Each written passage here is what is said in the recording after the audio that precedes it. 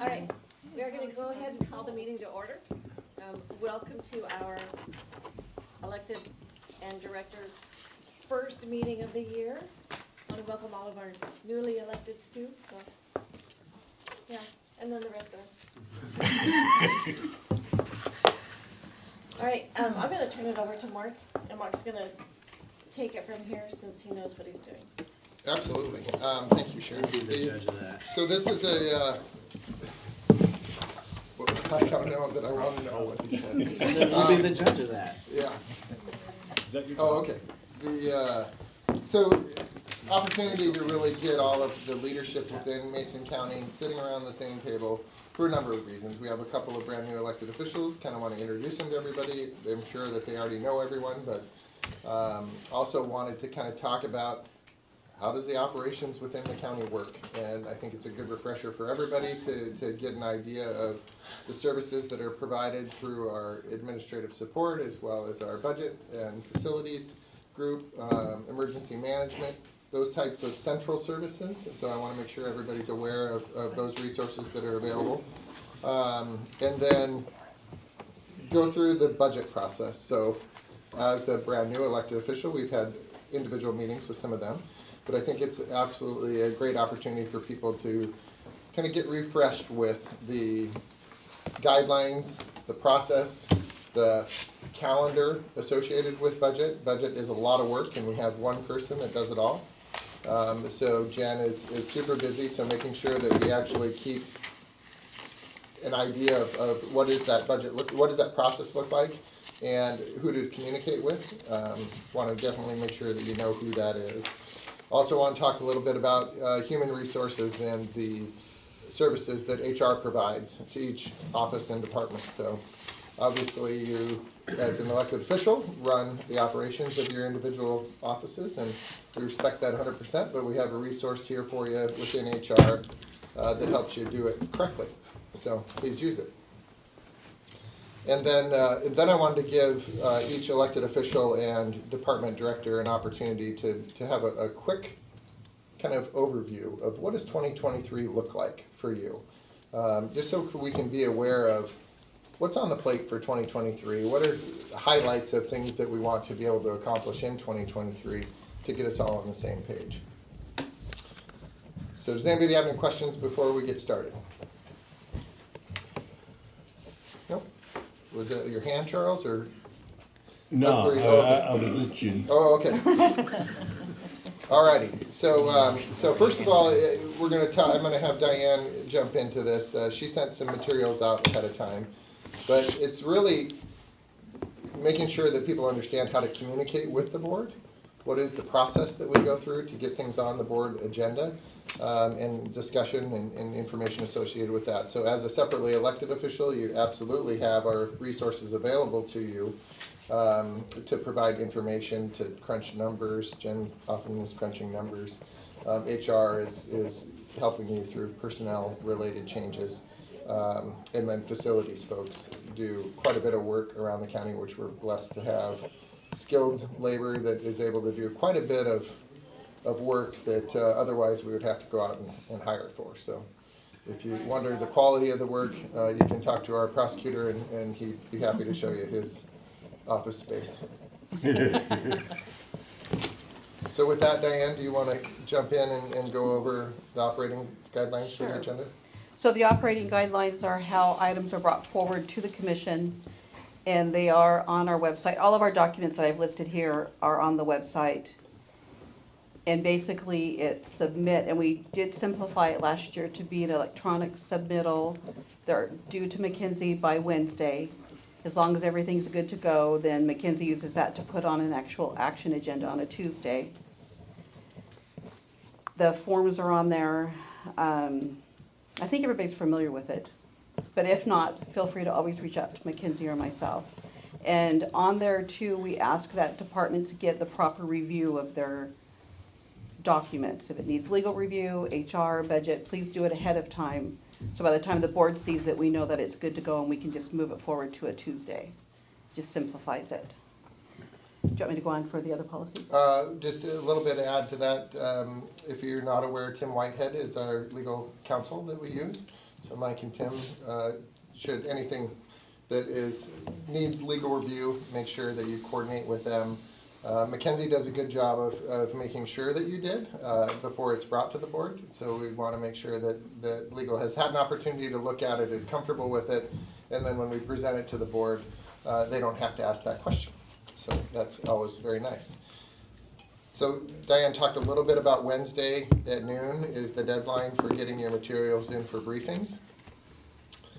So make sure that you get those to Mackenzie, because then she has to build the agenda. She has to take all of your materials and put it into the format that we present it, and then she has to actually post it for the public to see. Once in a while, and I'm the worst breaker of this rule, is that we can put things on the agenda that come up that are an emergency that we need to talk to the board about. If it doesn't get placed on the agenda, we actually have opportunities in a couple different spots within our briefings that individuals could bring something up and have a discussion with the entire commissioners, all three commissioners at the same time. So we are a public entity, we have to discuss things in public. It always isn't as easy as I'd like to think it might be, because you have to provide a lot of information and details, and a lot of times the public doesn't have the background associated with the topics that we've talked about. So we're very careful about how we present things, and we do meet individually with the commissioners, usually beforehand on large topics, but that's the place to have the discussion with all three at the same time. Any questions about the agenda process? All right. Info technology. So under information technology, we do have email management policy, which is chapter 15 in the personnel policy. And I just really want to stress, emails are public records, so you need to manage them as such. And there's no magic retention of emails. It depends on the content of the email is how it needs to be retained. So it's important that everybody's familiar with that policy. And it is part of the electronic information acceptable use policy, which is given to everybody when you are onboarded. But I just want to point out that it's important, the emails are managed as they come in, and you should have folders like for 2, 4, 6 years.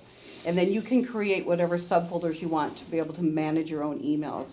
But they sit in Outlook for 90 days and then they drop over to retain. We highly recommend, if they're transitory emails, just delete them. They'll still go into retain for a year, but you don't want to clog up your inboxes with a bunch of emails. We really stress, manage your emails, please. They're just like paper on your desk. That's how you need to look at them, so. Anything else on that? No? As newly elected officials, you probably took the newly elected official training class provided by the Secretary of State's office and the Attorney General's office. So they went into detail about that. So very important. A lot of legal liability associated with public records. And we have So- no insurance for public record claims. So it comes out of the county's pocket if we lose a claim. $100 per day per document. And just so you know, over 70% of all the county's public records requests are in our office. So Tammy is by far the expert. She is, yes. We all use GovQA, it's software. So when a person's submitting a request on our website, it says GovQA, and then it goes to the proper department. Every department has a public record officer. So yes, Sheriff's Office has a very high volume. Yeah, it's over 70%. We just looked at the report for the whole county, and by far, she's a resource. If you guys need that, she just really knows her stuff. Yes, If you Chief don't- Fire, and Tim Whitehead are great resources for it. Yeah, if you don't know, $100 a day is one thing, it's actually up to, so it could be $0 a day. But even if it's $0 a day, we're gonna pay for the attorney's fees, that's where the killer always is. Thanks, Mike. And it's So- per page, not per document. Yeah, And then I wanted to point out, we do have a computer replacement policy, and that's something we implemented last year. And basically, at 6 years, we plan to replace the computers. Of course, if you need it beforehand, you let IT know, and we'll work with each department. But as part of the budget process, Jen and TJ review everybody's computers, and then we budget for that it's in like waiting the proper department. And then IT will order the computers and then they'll deploy them the next year. And they work with the departments to make sure that it's, works with your workflow. So I forgot to mention one thing. So we used to have James as our public records officer in the commissioner's office. So outside of the sheriff's office that has such a volume that they handle it all on their own, the majority of the other public records requests were kind of tracked or at least monitored by James. So we are searching to find a replacement for him. And I'm hopeful that that position can come in and also be another resource for consultation on how to package information, how to communicate with individuals that are requesting records, and then this individual will work pretty closely with Mike's office too on if we need to redact something, what can we redact? Those are all questions that we should be thinking about when we're providing those public records out to people. Then the next item I listed was our cell phone policy, which is chapter 17 in the personnel policy. So it applies to most offices. We have 2 cell phone plans. Sheriff's has their own, which includes the coroner, and then the rest of the counties on another plan. That support services manages, we pay the bill, although it's budgeted in each individual department. And the main thing of the policy is you use county cell phones for county business. And we do retain the call logs. We do, on our plan, we do retain texts. We do consider that they're public records. And I will be sending out an acknowledgement form that says, you know, whoever has a county cell phone needs to acknowledge that they've read the policy, they understand it, and then we'll keep it in the personnel files. So that's something we'll be working on. How often are cell phones replaced? Are they on a schedule like computers? No, there's no schedule at this point. So so with cell phones, of course, public record is a big item on it. The other item that I wanted to mention was we are actually working with a vendor right now called Spyglass, and they're reviewing all of our phone bills, and telecommunications is a big part of what they're looking at. So they've identified phones throughout the county that are not utilized at all, yet we're paying $52 a month. So it's about, Leo, 25,000, was that the number that I'm thinking of? Yeah. About $25,000 a year in cell phones that are not being utilized at all. So we will be contacting you to kind of ask about, do we really need to keep these cell phones on the plan for those individuals that, remember the first thing Diane said, that county cell phones should be used for county business. I really recommend that you don't use your personal phone for county business. So try and keep those separate. And there's limited data, right? On cell phone plans for support services? We pool our data, so, I mean, it's a pretty high Yeah, we won't pool, go so over it. I've not had anyone ever go over it. So we should not be using hotspots though. No. And if you do use it for some reason for personal use, you are responsible for those charges. Gone to Canada and accidentally didn't realize that they were connected to their county cell phone and had to pay $700? $830. Or $830. So yeah, kind of a Was big that you, bill. Dave? It was a day. He just knew that number real quick. But Hypothetically, of course. yeah, as a ballpark. reminder, you know, as we get into the personnel related things, oftentimes individuals that want to have like a telecommuting environment or a work from home environment. If you look at the policy, one of the requirements within that policy is that individual has a data plan or access to the internet that would allow them to conduct business at home if they needed if they did it routinely and they needed to have access all the time. I'm sure that there's opportunities where a project might come up where an individual can be dedicated and focused and not be in the office to be able to get it done quicker and have uninterrupted time to complete the project. Those things are fine, but on a routine basis, the expectation is that that employee actually has their own data plan to be able to work from home. So getting a personal hotspot for your home, we don't smile about that one. hotspots are utilized sometimes when we have operations that go out in the field. So I think public health could be a good example of that again.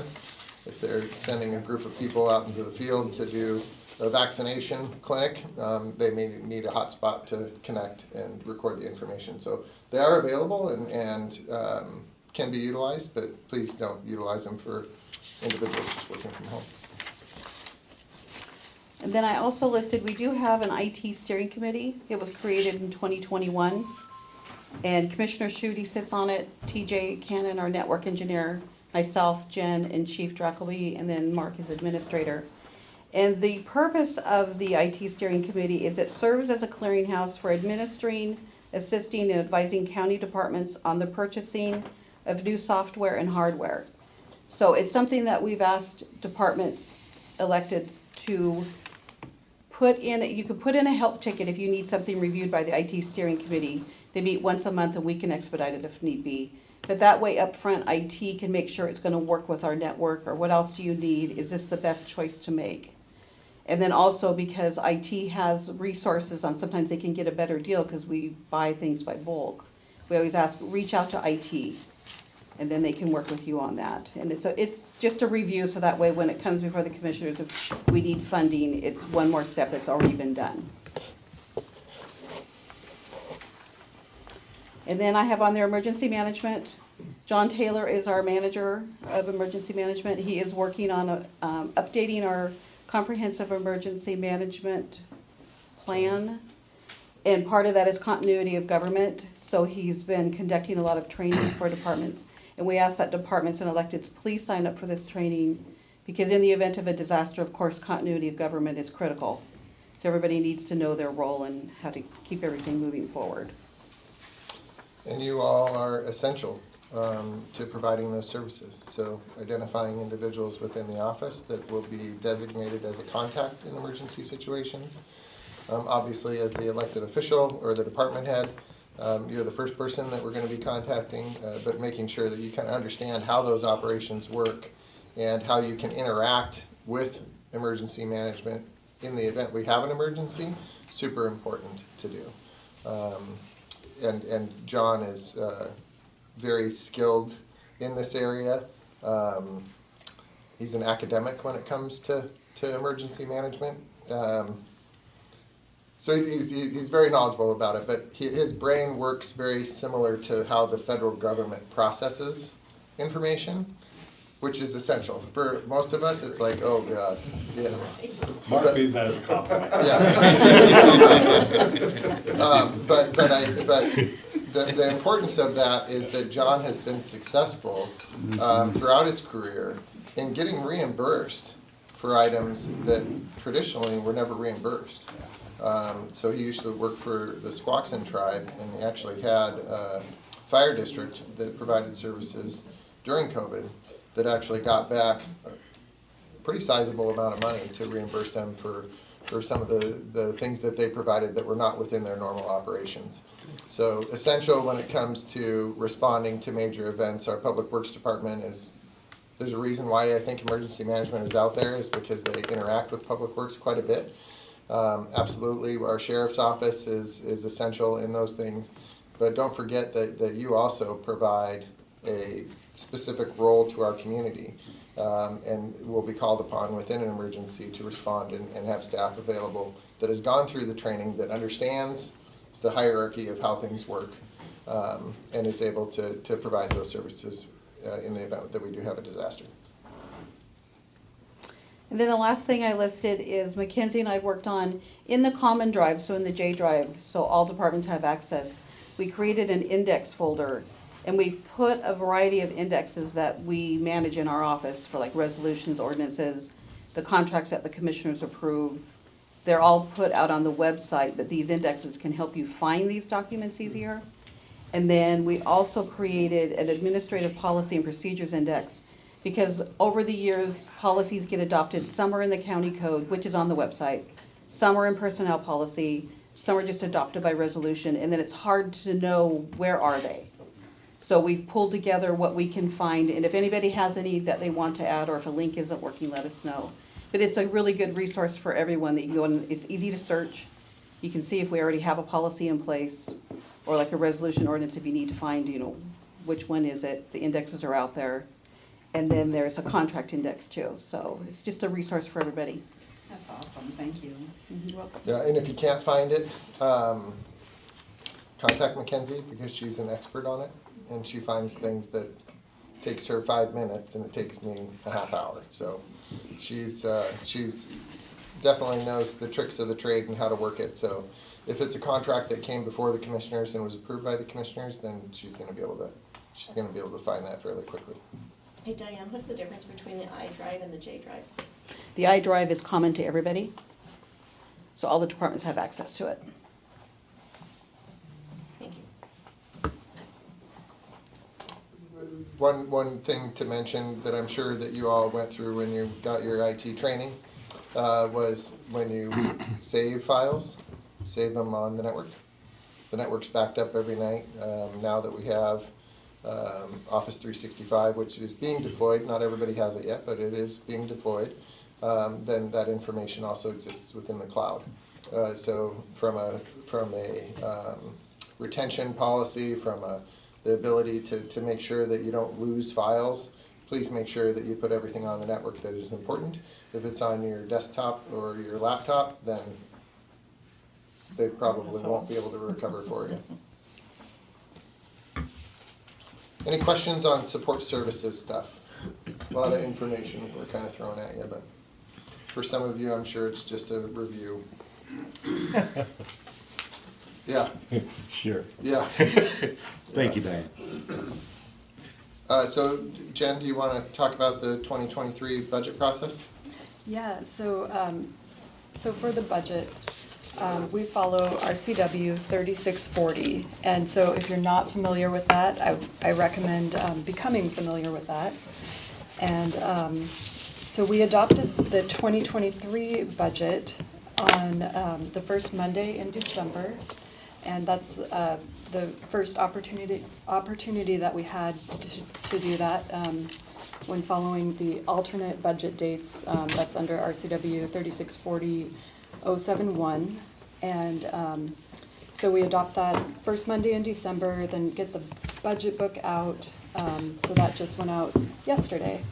And now the rates start for the 2024 budget. And for the 23 budget, we do two amendments, two scheduled amendments a year. So we have, the first one is scheduled for June 19th, and the second one is scheduled for, I believe it's, or no, June 20th, sorry, and then December 19th. And those schedules have went out to everybody. Typically, items are due to me about 6 or 7 weeks prior. So if you have any questions on that, let me know. So for the 24 budget, the rates, like I said, I'm working on that. Hopefully we'll have those in front of the board and to everyone by June. And then the auditor sends out the call for budgets on the first Monday in July. So this year that's July 10th. And then all of the offices and departments enter in their budgets into Munis by August 14th. That's the second Monday, or I'm sorry, second Monday in July. And then second Monday in August is when all the departments' budgets are due. And that's all in RCW 3640, again, if you want to go back and research that. Then the auditor takes those preliminary estimates and presents them to the board on September 5th. So that's the first Tuesday in September. And at that point, the budget becomes the commissioners. And so typically, the last few years, the commissioners have had a maintenance level budget. And so that consists of the 23 adopted budget plus maintenance level changes. So those are like non-discretionary changes that are done by contract. And any other budget asks go on a PLR form and are presented to the commission. And then the commission goes through and decides what they feel are their priorities. So those negotiations happen typically in October. And then in November, the budget is due to be published on the website 2 weeks prior to that first Monday in December for adoption. So that this year, for the '24 budget, is on November 20th. Monday, November 20th is when that budget is due out to the public.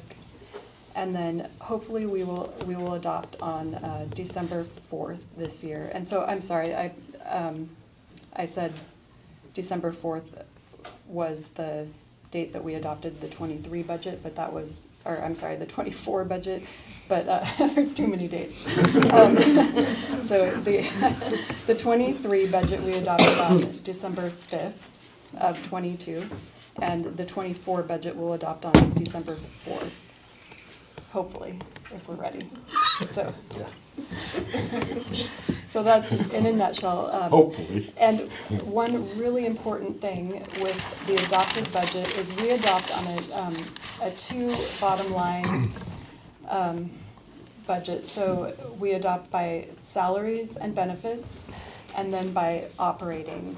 And you can transfer within your budget $15,000 for all departments can adopt, or can transfer $15,000 from operating to salaries and benefits, or from salaries and benefits to operating. And the sheriff's office can transfer $50,000. They're the only ones that have an exception to that because their budget is so large. And so It's still not the right percentage. So don't put any looks. Compared to your 15,000, that's a bigger percentage, actually. So if you want to transfer more than that, you can go to the board and ask to transfer more. But that is by our own resolution that we have that separation in the adoption of the two bottom lines. So are there any questions up to this point? We just submit the transfer to you, right? Yeah. Yeah. We do it a couple times. Yeah, if it's 15,000 or under, then yeah, it goes directly through Jen. Okay. Yeah, but that in a nutshell is the budget process at this time. So just for people's awareness, Jen does everything budget related. So making sure that we give her plenty of time with the information that she needs is essential in order to make all of this process flow. Get the information before the commissioners in a timely manner and have them the opportunity to discuss and deliberate on which items they'd like to move forward on. So I think that she's done a great job of streamlining it as much as possible, but realize that when we have things that are out of the ordinary, the sooner that we let Jen know, the better. So as you're conducting business through 2023, hopefully you're getting budget reports on a monthly basis where you can monitor, or you have staff that are monitoring your operations and salaries budget. We have changes that occur, right? So right now Mary's in the middle of negotiating a bunch of union contracts. Those union contracts are going to get passed eventually, hopefully. And then we will, and then we'll move forward. So there's costs associated with that. If in fact the cost was large enough that we feel that it's not going to be able to be covered within the existing budget that you have, then Jen will initiate a budget change that would occur on those two dates, either June 20th or December 19th. So important to make sure that we're all kind of up to speed on that stuff because those are the two dates that we really do. It's quite a process to actually go through and revise the budget, to go through all the public hearings, to do all of the notifications to the public. It's not something that can happen quickly. So just please, you know, provide enough lead time that Jen can put that information together and get it presented to the board. But monitor that stuff. Now, if you have questions about it as a new elected official, we have a bunch of data associated with previous years, right? So it's not uncommon to have salary savings throughout the year, and the majority of the time, those salary savings will be able to cover any increases that we see associated with a union contract that was passed. But we can crunch those numbers and just work with Jen to make sure that we know that there's going to be enough authority within your budget to do that. And if there's necessary to have a budget amendment, then Jen can get it put on the calendar and before the board to approve. Anything else, Jen? Just one more thing, I would recommend becoming familiar with our financial policies, and that's resolution number 2021-088, and that's the most current one. Number again, please. 2021-088. So the county code too. Yeah, in the county code. We do update these policies periodically, so that's the most current. So that's all. Okay. If you're doing stuff outside of your normal operations, then make sure you talk to Jen about that, right? So Kelly often gets requests to come in and replace carpet in an office or to make modifications within an office. He's amazing and can do it for fairly cheap usually, but make sure that you kind of get an estimate of what that is and determine whether you can cover that within your current operating budget. And if you can't and you'd still like to move forward with it, then you're going to have to come before the board. So if you were watching our briefing yesterday, Auditor Dunkel actually came forward and requested the board give him additional budget authority to move some staff out of our election processing room upstairs. And so that's an item that is before the board right now because he may not have the ability to cover that within his normal operating budget. So he goes to the board to request those funds. Fund accounting is fun. We have different pots of money that exist throughout our budget. And Jen is the expert on those, so we do budget for capital facility improvements that we have planned and that we know we're doing. So Building 10, which is where District Court is right now, is probably one of our major projects that we have for 2023. And it's finishing the office side of the courtroom so that District Court can move into the building and operate completely out of Building 10, and then the Superior Court building goes back to the clerk's office and the Superior Court only. So there will be follow-up items with modifications to that building afterwards, but right now our goal and focus is getting District Court into Building 10. Did you have anything to add to that, Leo? No? And Loretta, did you have a question? Well, just a quickie, maybe a quick overview about the Finance Committee. I didn't see that on this. Would that be helpful for folks? I'm sorry, I was... Finance Committee? Oh, yeah. The audit committee. Audit Committee? Or both? Yeah, both. What about the audit committee? Oh, just roll, when we need to be plugging in and visiting with you and... So the audit committee, the function of the audit committee, we address audit concerns and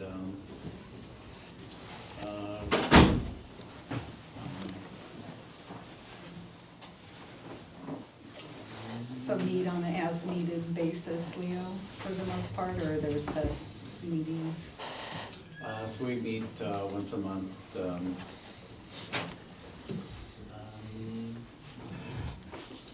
So an example would be internal, like an internal audit, right? Do internal control reviews and so as needed. Leo, other than you, who's on the audit committee? One of the commissioners, Jennifer, the finance team, the treasurer. I think that's about it. But it's also good if you have financial policies or anything you'd like to discuss, run it through some of those members first, get a hold of Jen or something. That makes things a lot easier. That group saved this county about 5-6 years ago. I mean, literally saved it.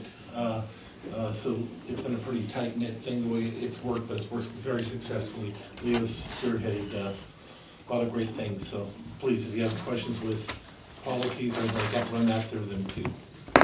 Financial. Thanks, Leo. So that's audit committee. Finance committee is actually a statutorily defined committee. So that is our county auditor, our county treasurer, and our chair of the commission. So that they actually meet based on a statutory schedule and discuss items there. So, but that's usually ran by our treasurer's office. Which is Lisa not here today? Don't see her. She's All right. testifying over, Oh, she's testifying, okay. and then she's gonna be like, All right, so jump into human resources. Which is the most important because our people are most important, right? Yes, Right. yes, thank Right. you. Right. Right. So the first thing I'm handing out is our strategic plan for 23 and 24. And I've kind of broken it down into a couple different sections, and I'm not gonna read it all to you, but I wanted to highlight a couple. The big one I know is our You might collective. want to wait a second so they can pass it out. So we can look at it. Pass faster. Come on, Patsy. I know you're holding up. I want, it's gone, it's. HR director and task manager. Yeah. So, time is money. So, collective bargaining agreements. The second sheet that you have has all of the collective bargaining agreements that's going around. That's the 8.5 by 11 sheet. Nope. Yes. You've seen it? Yes. I hope everyone knows what their groups are, but there's your cheat sheet in case you need it. We have 4 open contracts right now, so we have sheriff's deputies we're in mediation with right now, AFSCME's open, prosecuting attorneys are open, and community family health we're in actual negotiations right now. We've got 3 opening in 23, and then we have a new item that is newly formed, and we're kind of waiting to hear from the union about. It's 2 employees over in the public defender's office, they're clerical staff, so we have voluntarily recognized them, signature cards, we're just waiting on them to kind of figure out when we're gonna start negotiations, so. I looked at it already. You're good. The, wow. Is that your county phone? Who gets that ringtone? It's his wife. What's mine? The appearance. I figured.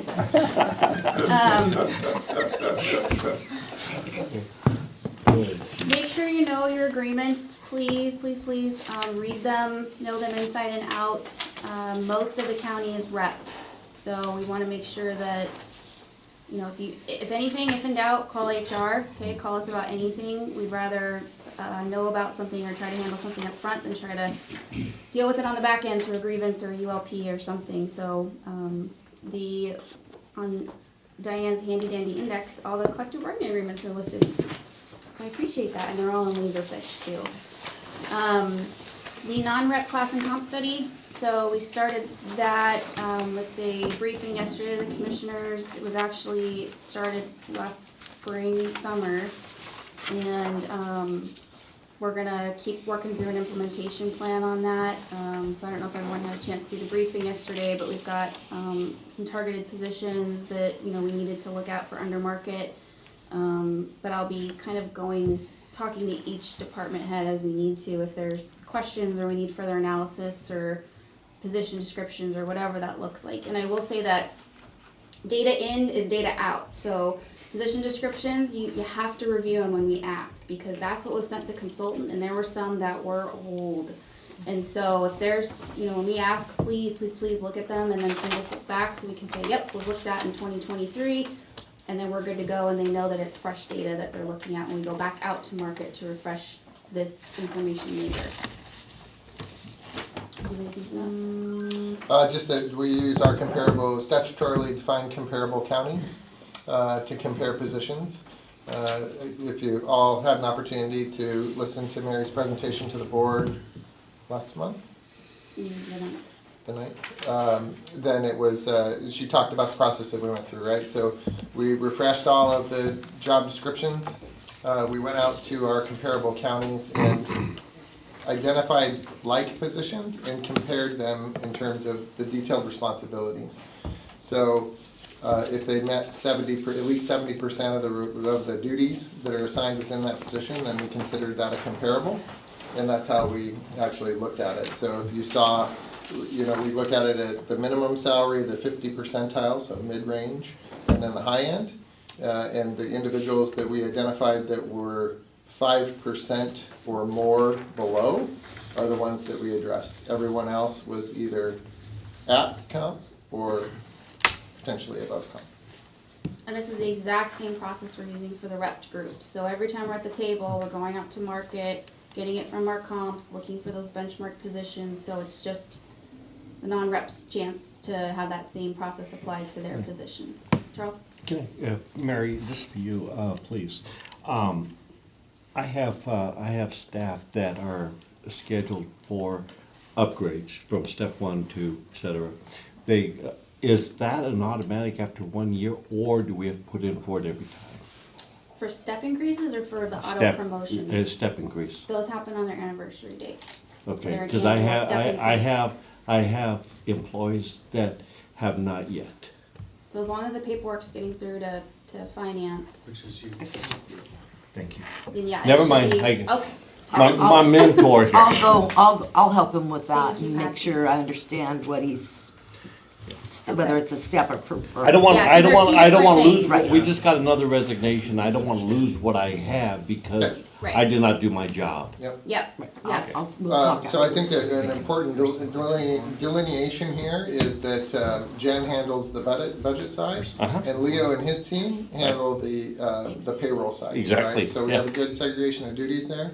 And they've been very good to me, I gotta tell you, thank goodness Yeah. that they're there. Auditor's office is definitely the people to contact when it comes to where an individual's at within their steps and when is their anniversary date that they're programmed in the system to move to the next. We're not that far off, we're a week and that type of thing, but Okay. still, I don't want to, they're like a clerk 2 and they're at a step 1 and I want to move them to a step 2 because they're about a week behind schedule, so. I'll help you. Thanks, Patsy. So again, so just this total rewards and benefits, another thing we're gonna look at this year is researching what it would take to get an FSA for employees, and that's a flex spending account. So like an HRA, but you can use it for other things like, pre-tax dollars for daycare in addition to your medical costs, those kinds of things. And so, we are never gonna be able to compete in pay with Pierce Kids After Thursday. It's not gonna happen, okay? So we need to work on creating a total compensation package, and that's where we're looking at everything. So whether it's remote work, things like an FSA, right, that are mostly administrative costs to the county, and we really got to think about this broader than just pay. And I think people get really stuck on that. So trying to think through those things. So that's another thing we're going to research this year is what would that take. Navi is a really good vendor that I've seen in other counties that our neighbors are using. So I think there's contracts we can buy off of, or so we'll look at that. So it's just something else I'll be researching and bringing before the board this year. I'm sorry, one other thing I wanted to mention about the non-rep salary study is that with union contracts, every 3 years, we go through a negotiation process and we identify and look at comparables, right? So we're kind of touching those positions once every 3 years. For non-represented folks, unless the position was, I could use my position as an example, when the commissioners decided to create a county administrator position, they went out and researched comparable counties. And so now when you look at the comparable wages for a county administrator, we're right in line with that. We did the similar thing with HR director when we had trouble filling our HR director. So those positions that we've touched are commensurate or in good position with our comparables. The ones that we've never looked at can be pretty far behind. So you'll see some things in there that might open your eyes like, wow, but there's a reason why they're opening your eyes. It's because we have not looked at them and we have not brought them to market. So there will be some considerable changes associated with those. And if you get questions from your staff, I think that the message that I definitely want to ensure that they understand is that we go through this same process with, if they're a represented employee, we go through the same process with the union. So it's not like non-represented folks are getting something. In fact, a lot of these non-represented folks have been underpaid for a long, long time. And now the percentage that you see there shows that, that those positions really need to be bumped up. The other thing is, as part of the recruitment process, we need to be looking at market as well. So I keep going back to Superior Court, but before Patty, you got here, Jim had done that beautifully. He said, I need to hire a therapeutic courts program manager. We looked at the position description, did the posting, went out to market and said, okay, this is where we're at. We need to adjust it on the scale. And we got a great applicant, right? Some direct sourcing, okay, came out. We stole her from Kitsap. Nice. I was pretty excited about that. I was like, yes, stole from Kitsap. Called the HR director up there and said, "Meaner." So those are kind of some things that we're looking for total rewards and benefits. For recruitment, we're moving from our lovely paper applications to a program called NeoGov. Don't laugh at that, Loretta. I see you laughing at my paper application. So we're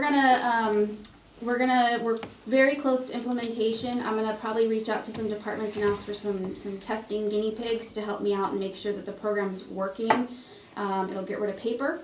Class specs from our comp counties will be easily accessible to us because they all use NeoGov, so we share that information. So when I try to go to market, I'm not sending 20 emails to whatever county trying to get information.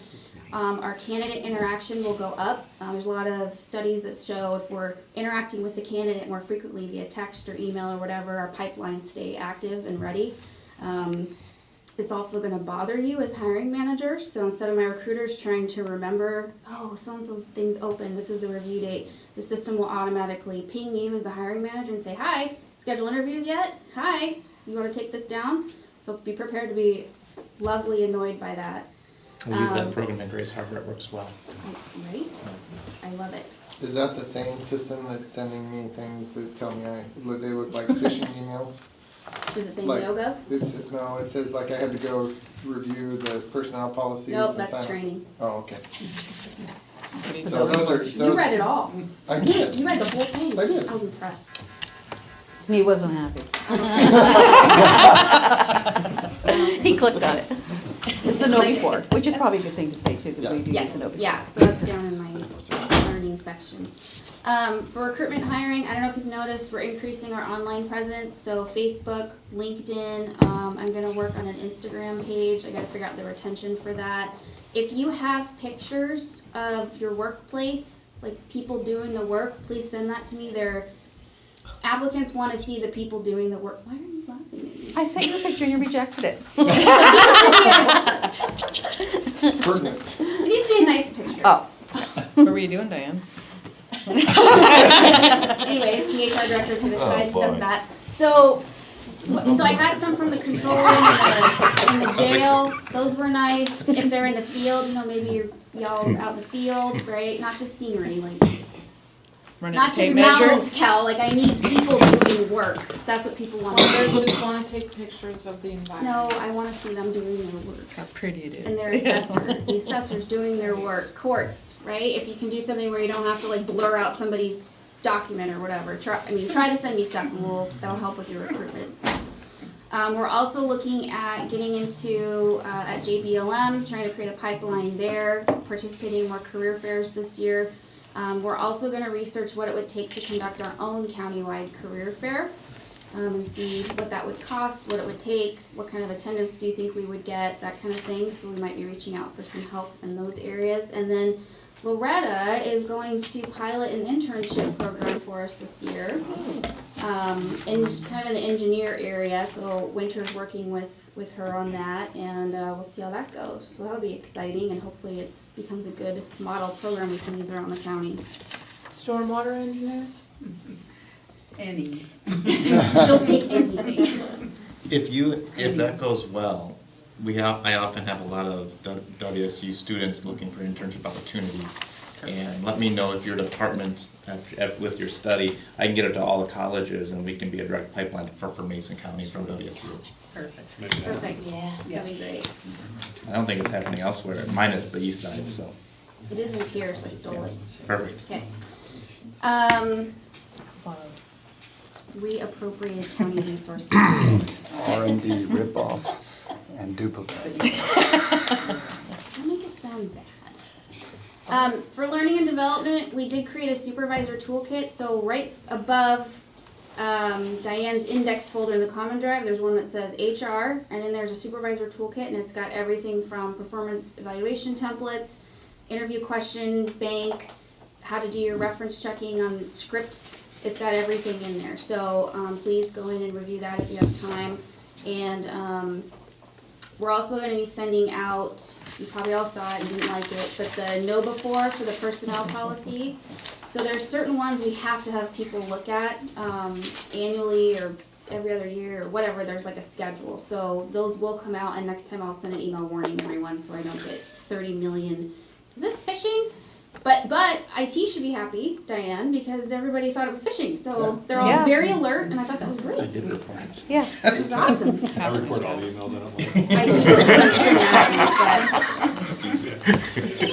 That one I never For engagement and well-being, we just did an employee engagement survey at the end of 2022, which I will be briefing the results to the commissioners, but I will also send individual department results to each department for them to look at. This is really just kind of trying to get us a benchmark of where our employees are at, how they're feeling in the workplace. It's based off of a Gallup study poll that they've used, and my goal is to do it year over year so we can start measuring how employees are feeling in the workplace, how engaged they are. Pay was kind of the one that stood out, and we knew that, right? Nothing new there, so that's why working towards this total compensation is going to be really important. We're going to hold our first employee town hall. Commissioner Schuette's going to do that for us, and the goal behind this is to, the other thing I saw in the survey was, you know, the elected officials, the commissioners, they don't know what's going on, they don't understand, or, you know, whatever. So trying to engage with leadership a little bit more, and so, is it February 21st we decided?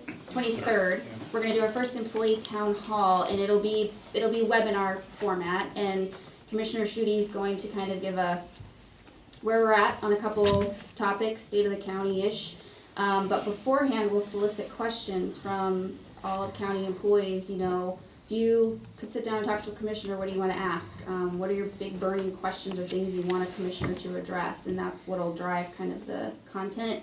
Webinar based, so not a lot of chat or interaction or anything like that, and we'll record it so that there's equitable access to it later for all county employees. Any questions on that one? That was kind of all I have, other than we're constantly updating policies and legal compliance and all that goodness, so.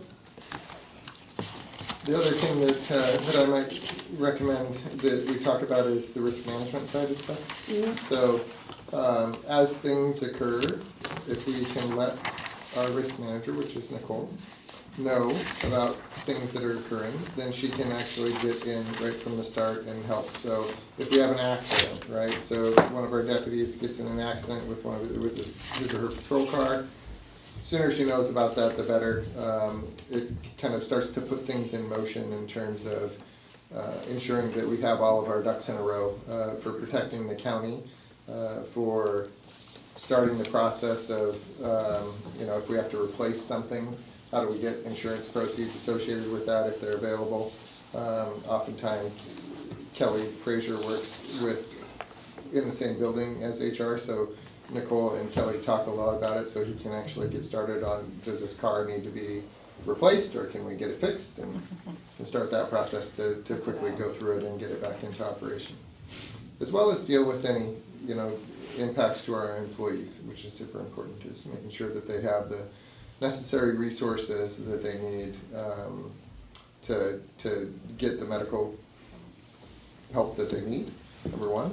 But number two is also deal with a lot of we had a accident that occurred yesterday, and we're talking about making sure that our employees that experience that, and that even means law enforcement folks, have an opportunity to have access to individuals that could help them talk about it, right? So EAP services or, providing individuals with, I think that yesterday's great example was we had a chaplain that came out, and just from a report that I got from Nicole, I felt like that chaplain played an essential role with our employee that was actually operating the piece of equipment, and the driver ran into the back of him and deceased. Not the employee. Not the employee. The driver. The driver of the car, which is just a private citizen, deceased. And so having the chaplain there when he was sitting in the hospital waiting to get medical help and reviewed, he luckily is okay, I believe. Mike, is that true? Yep. But having somebody to talk to was super important. So make sure that you let us know, and we can make sure those resources are available. And hopefully we don't have to deal with many of those. Is that it? That's all I got. All right. All righty, perfect timing. We're going to run right into our item number 6, which is updates from elected officials and directors. And I normally would go through like a alphabetical list of our elected officials, but I think I'm just going to go around the table, because that seems easier, so then you know when you're coming up. So we're going to start off. Or Pat. Oh, you'll Excuse run me. out of time before you get to me. Well, should we go around the room and, well, I guess we'll introduce ourselves as we go around the room. 'cause Absolutely. I don't know a lot of people, well, I know most everybody. So I'm Patty McLean, the Mason County Assessor. This is my first year, my second term. A little bit about the office, you just wanted what we're trying to accomplish in 2023. Yep. So we did have a retirement. Vicki retired. Sierra Stiles, it's right here behind me, is my new chief deputy. She was the levy tech personal property. Her position I just refilled with Araceli Witz from the treasurer's office, so she starts tomorrow. We also had a vacant appraiser position. He started in the middle of December, and he's working out really well. And I know Mary went out with Tom Gibbons out in the field the one day. It was fun. It was fun? It was fun. Had a good time. He took you to the wrong spot then. No, I'm kidding. No, I had a good time. It was fun. I'm really glad that we're back on these regular meetings. When I first, in 19, my first year as elected, we had them downstairs here for a few months, and then COVID happened and pretty much shut them down. But it is good to know what other offices are doing. I mean, the one didn't know what the other auditors were doing until we heard the banging down the hall or something. But like new hires and stuff, because all of a sudden you say EOC is sending out all this training. I'm like, who's Robert Burbidge? You know, I don't even know who he is. I wouldn't even know if I saw him who he is. If maybe, you know, new emails come around and was coming down the pipeline, because the thing with that one training, Mary sent it out the second day. She said her staff was more diligent than her. Yeah, they were on top. I was like, oh crap, let's just send an email on that. But in those cases, half my staff, they want to sign up for something that I haven't maybe even read or even know what it's about, you know, so I think it's good to introduce new staff when they're hired, or maybe bring them around. And I know each office has different busy times of the year, and I don't know if we can implement a countywide, you know, shared calendar, you know, to know when we're stuck doing levies or we're pros and not being able to do value changes. We're short-staffed right now, so Sierra and I were doing those. And all these nice trainings were coming through, or trainings we should be doing, but we can't do them all the time. And today's a good example. It's Waco. I should be over there also in addition to here, so I thought this was more important. So maybe have everybody sign kind of the busy time, you know, when we're not available to participate in these services. And I know that you guys are always good about repeating them and stuff. So let's see, we just certified the tax roll on the 23rd to the treasurer's office, so now they're getting ready to send out the statements to Master's Touch, so they'll be going out in the middle of June. We site inspect once every 6 years in the county, so we're in Area 6, which includes like Pickering, Greatview, Loop, Emerald, Spencer, Phillips Lakes, those areas. So they do a site inspection in those parcels. And when we close up that roll, we have our 30-day protest, which is a very busy time. And then our new construction dollars, let's see, last year, new construction was $133,768,000. 22 was $119,421,000, so last year was $14 million more. So these are very important for the taxing districts, you know, to gain, they're growing their 1% growth. We just mailed out our 2023 and 2023 assessment for the 2024 personal property return, which is the self-reporting businesses that need to report to us for next year's taxes. So it is, self-reporting, so it's also a busy time. So my goal is to, get the reval done in June and get new construction dollars and everything certified Department of Revenue on time. And more training for the staff and retaining staff, because I think, there's been a lot of turnover due to, death, retirement, or just moving on. And so I think my team is growing very well together. So is there any questions that anybody wants to ask about the assessor's office? Good. I think when we get to retention, one of the things that, especially as we're bringing in new staff, so we have an aging workforce, right? And so we have the baby boomers that are actually getting ready to retire and move on, and then we were trying to look for. Mary looked at me on that one. So we're really looking for replacements. So kind of having a plan of how we're gonna do this and how we're gonna grow staff is super important. Yeah. I'm really interested in continuing to expand our career incentive plan. So if you have ideas about when we bring new staff in, how do we actually get them training and skill sets that actually prepare them to move up through the ranks? Right. Very interested in how we can make that work for us. So as you're thinking about retention, as you're thinking about recruitment and developing a new pool of employees to continue with the organization, contemplate opportunities that we might have there and bring them before the board. And actually, this last position I actually had 15 applicants, which I was kind of surprised, because the time before I only had 4 for the appraisal and the clerical position. So, yeah, thanks. Good job. But I think the other thing too is in the office. I've been in the office since 1991, and I've worked across. Now as being the boss, it's hard to be their boss after being a coworker for so long. But all these generational differences and learning how to work, smoothly with them, I guess. But I think we're adapting very well. I think we all work very well together, and all the departments upstairs work well together.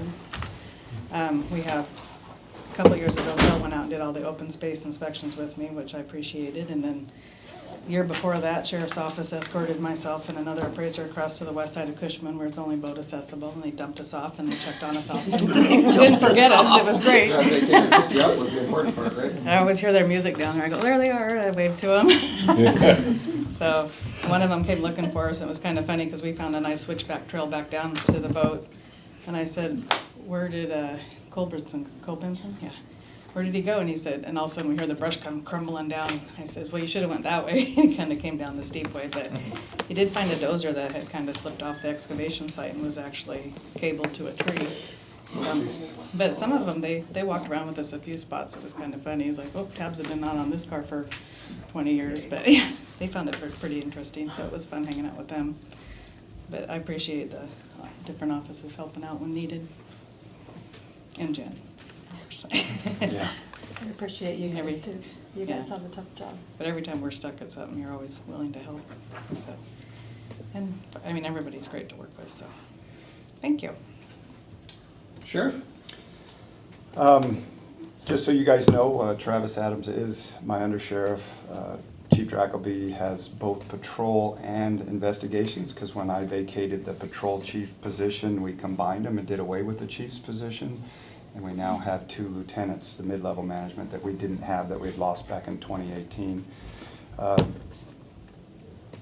Tammy is still our civil chief, and Kevin Hansen is our jail chief. So we just have 3 chiefs now. At one point we had 5, we're down to 3. We just had our command retreat last week, and we've gone over some of our goals for the year, some of the things that we're working on. One other thing I do want to throw out, one of our goals over the years, the undersheriff and I have taught for Region 3, which is Grace Harbor, Lewis, Pacific, Thurston, and Mason County. We've taught a leadership class that's 120 hours of material from West Point in an 80-hour class. And we've taught over 100 people in those agencies, and we're now starting to open it up to others. So we may get 1 or 2 seats for somebody in the county that's in a leadership position that wants to go through that class. It's very interactive. You end up with 600 pages of material from West Point. It's very academic, and it's leadership in behavioral sciences. And you have 30 case studies that you do in the class using the material that's been presented and a scenario that's given, and then the group solves it using those leadership strategies. So it's very interactive, it's very beneficial class, and we'd like to, I think, maybe have at least one seat, if not two, for maybe some county leaders this year, and it's at our sheriff's office. It's gonna be April 17th through 21 is the first week, and there's a lot of homework. And then there's a week off, and then the second week is May 1st through the 5th, so the graduation will be on the 5th. And you get a certificate, and it counts towards, at least for us, career level certifications. So we're excited about that. One thing we're facing this year that just kind of an interesting thing, we don't know how we're going to navigate it yet, is the uniform changes, because the biggest agency in the state that used the traditional sheriff's uniform, which is a sheriff's uniform by RCW, King County, they've gone away from it, which means the company that makes our uniforms no longer makes them. So we're going to have a uniform change. We don't know exactly what that looks like. We've already got this type of uniform, which is less expensive, more day-to-day, but I'm talking our Class A fancy uniform. So we'll be going through that. Some of the things that we're looking at for strategies or goals this year is we want to be more transparent with our budget, so that the community can see what it is that we're doing on our website. So we're figuring out ways that we can present that in a monthly fashion or updates to the community. More accessibility to me as the elected official. I've already started a second breakfast in Belfair. We have the advisory breakfast in Spencer Lake every month, the first Thursday, and everybody's always welcome. And the citizens actually would love to hear from the different offices and department heads. So if you've got things going on and you want to bounce it off of citizens, this is a great opportunity, because most of them are very engaged and retired, and they'll give you the truth, what they think. So I'd love to have you guys come out over the course of the year to either the Belfair breakfast at the Burger Claim on the second Thursday at 7:30, or the Spencer Lake the first Thursday of the month at 8. Other thing we're doing, and I want to get some FaceTime with each of you, is to understand better what you do and how we interact with you.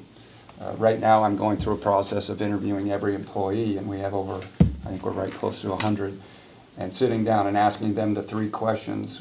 What should we start doing, what should we stop doing, and what should we keep doing to serve the citizens? And one of the things that I ran on, and we're following through with, is good communication between the different department heads and offices, so that we can better serve. And if you guys have ideas how we can do our job better, I really want to hear it. Not just saying that, we want to hear it, because it's not about us, it's not about you, it's about our community, and it's our job to serve them the best we can. And I'm not doing a rah-rah thing, I just really believe that. Some of our challenges, obviously, that aren't necessarily in our control, but we're working towards, is getting a new jail facility or some type of thing to help incarcerate people that need to be incarcerated.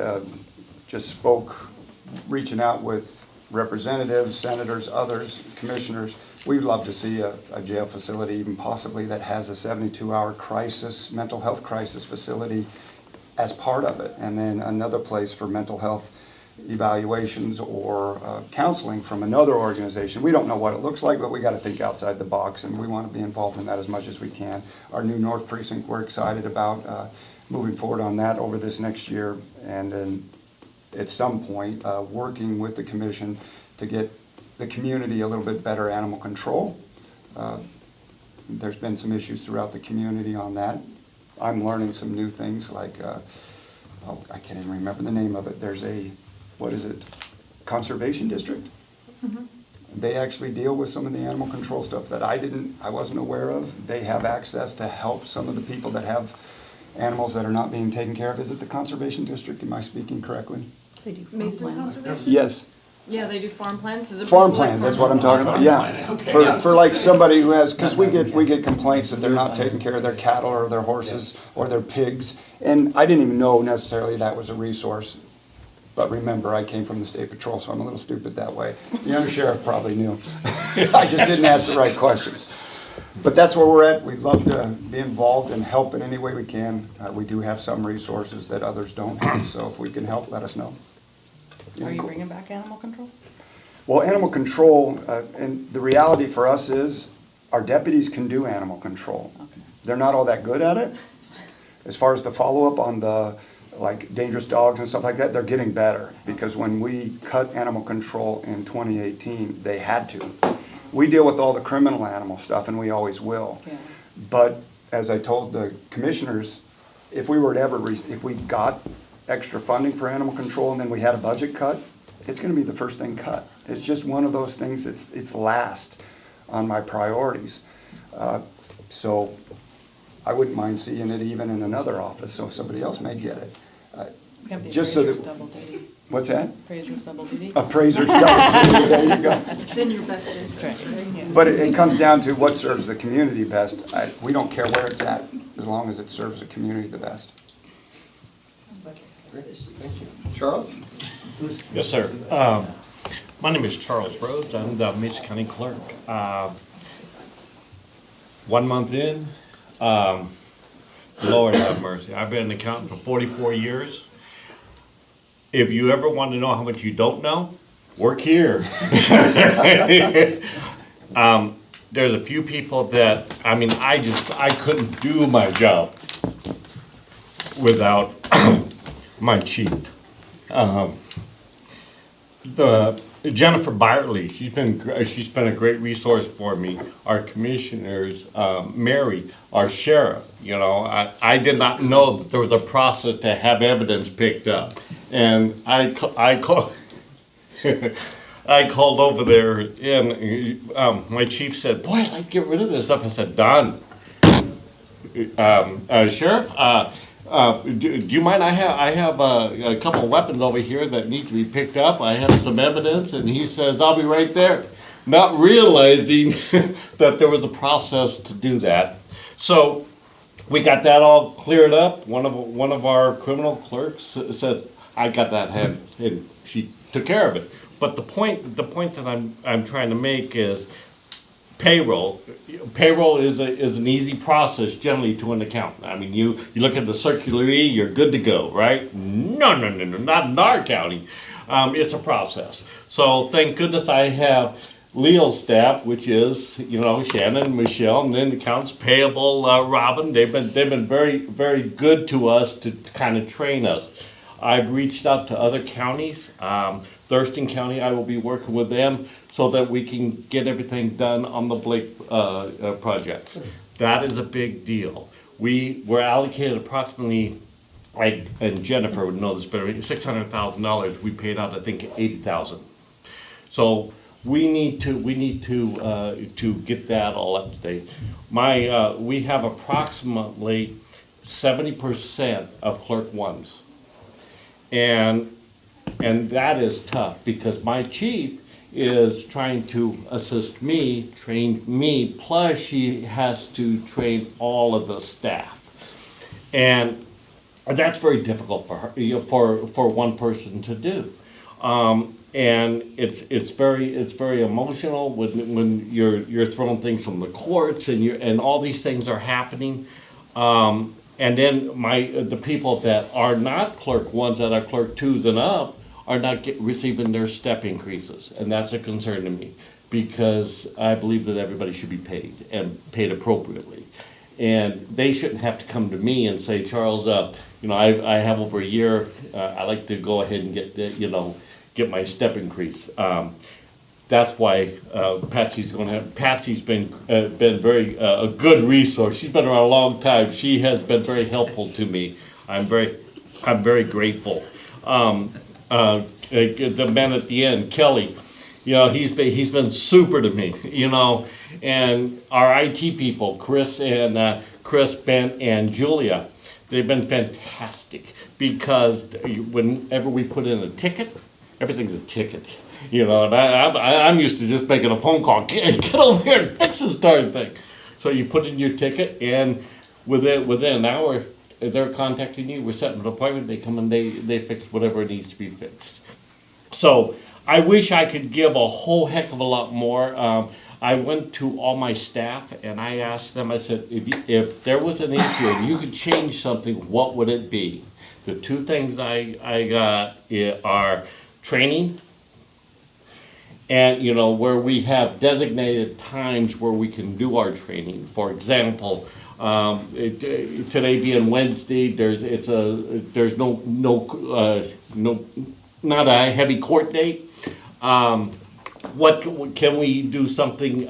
Can we do something as far as teaching how to work, how to scan, how to file properly, instead of to get some of the clerk ones ready for to clerk in court. We have 5 people that can clerk in court right now. We just got a resignation. For no reason, wanted to spend more time with her kids, but the point being is she was a clerk, she was a court clerk, so that's very difficult for us to fill. You just don't hire someone and say, okay, you're going to be in district court or superior court. It doesn't work that way. So that being said, there's a lot of things that we need to address. And I'm learning on how to address so that the 3 commissioners, because I'm going to want money. So that being said, we have an operation budget of $88,000, and I've talked to Jen about this, and I'm concerned because we need to be able to. We now have DV mandated. We have our Blake, that is mandated. We have Joe's Law that is mandated. All these different things that are mandated, but we don't have the staff to accommodate them. So that being said, if anybody has any questions, my chief will be happy to answer them. What's your Thanks, Charles. 344. Yeah. No kidding. She knows that number. Patsy, what's going on in district court? Oh, the same old, same old. We just redid our court calendar to try and accommodate our interpreters more so than anything, and to better utilize the budget. So we worked with, I sent it off to the prosecutors and the public defense, make sure that there wasn't any issues. I think it's gonna work out great. Most of this stuff is stuff from me, and the judge and I talked about it, but I do have a little paragraph the judge wants me to read off, but I'll do my stuff first. The one thing I'm super excited about is Building 10. I'm pumped, I'm ready.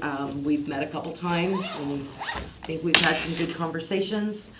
I am super excited about getting that process going again and getting moved down there as soon as we can.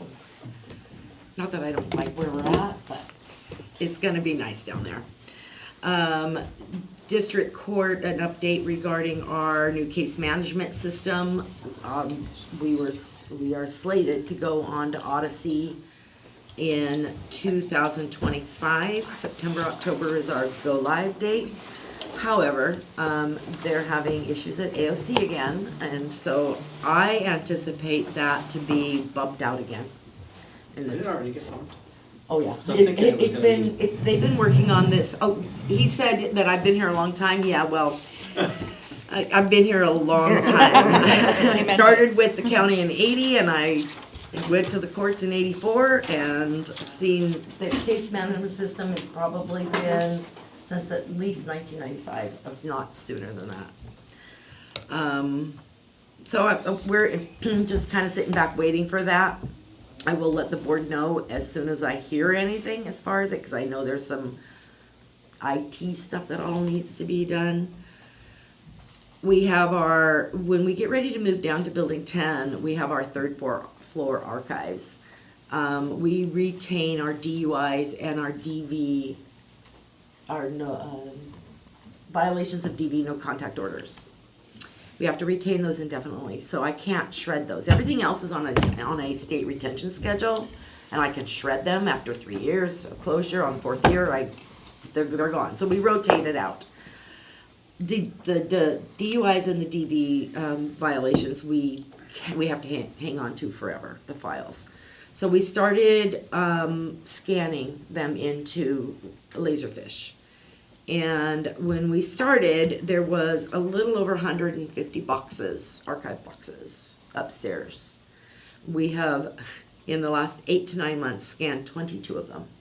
So it's very, very slow, but we're getting there. And the only people I have to work on it is my staff when they're 5 minutes before they go to court or a half an hour before the end of the day, and they're caught up on their daily stuff. So we're getting there. And our bailiff has been coming in when they're not bailiffing and doing extra help work and spending half a day scanning too. So that's helped a lot. Once that file thing is all scanned, then that will open up some storage for the clerk's office, which I know that they're in need of on the 3rd floor for additional storage. So we're working on it. Let's hurry. Yeah, let's hurry. Send me some staff. But you were talking about hiring and retention and ability to get people to apply. Well, we're not the lone streakers out here. The administrative office of the courts is having a very difficult time as well.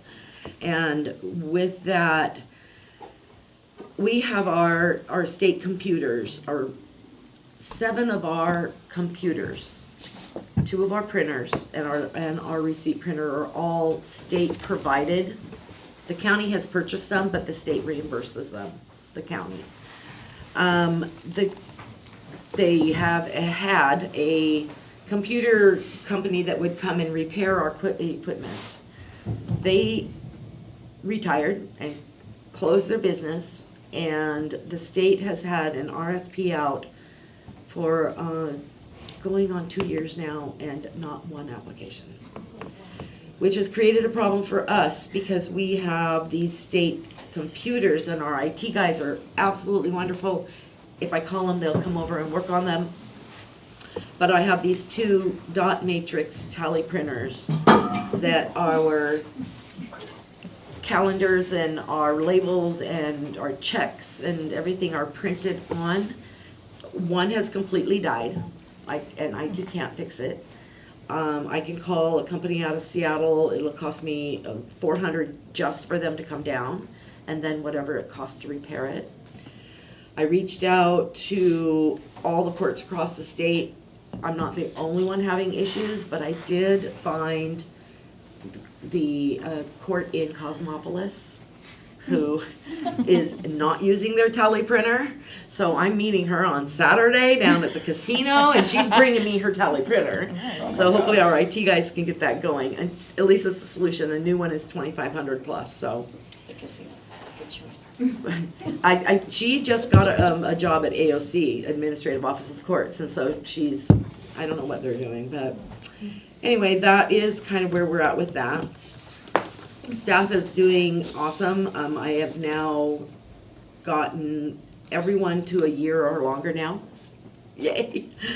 And it's like Charles said, I only have 3 courtroom clerks.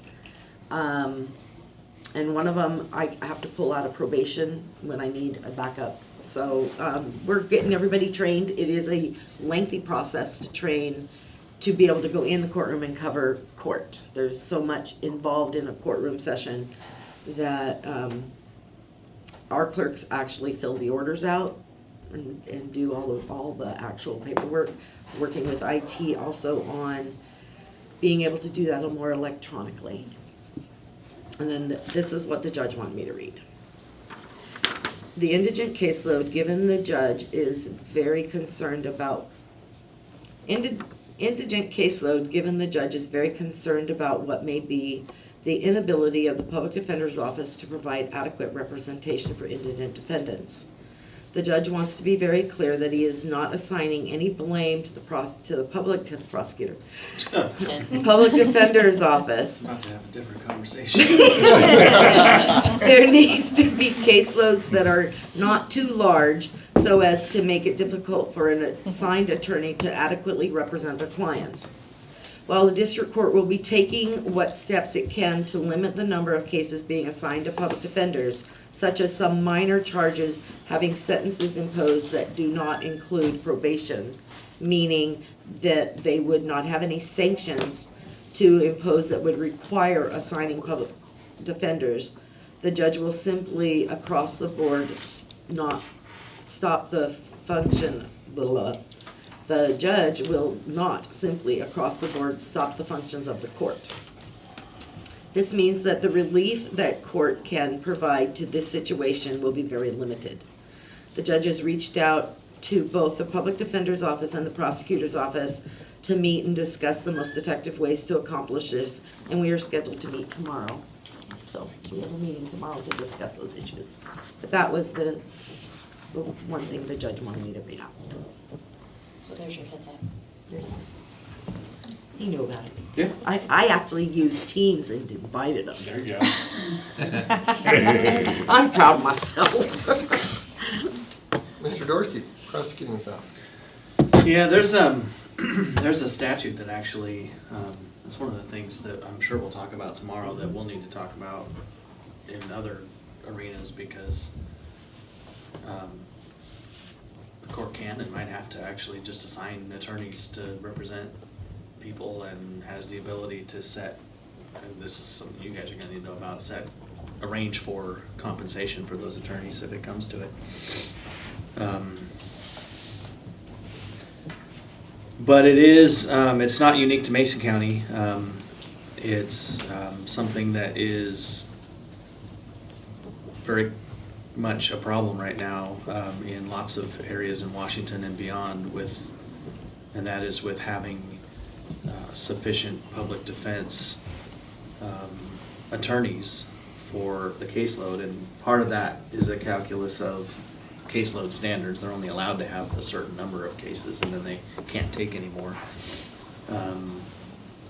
It's also not particularly, and I actually was gonna bring it up too because I didn't see Peter or somebody that I could readily identify as here for public defense. A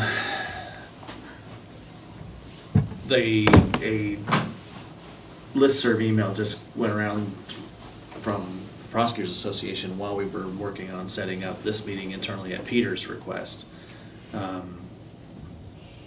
asking for, because there's right now there's legislation that would expand who gets a free attorney appointed to them, and of course there's lots of counties that are like, we can't even keep up with what we have. How are, you know, if you're requiring that, how are we going to fill those places? So it's a problem all over the state, and it's not unique to public defense necessarily either, although there are different implications to not having to have, just because of those caseload standards, you can't, how do I want to say it?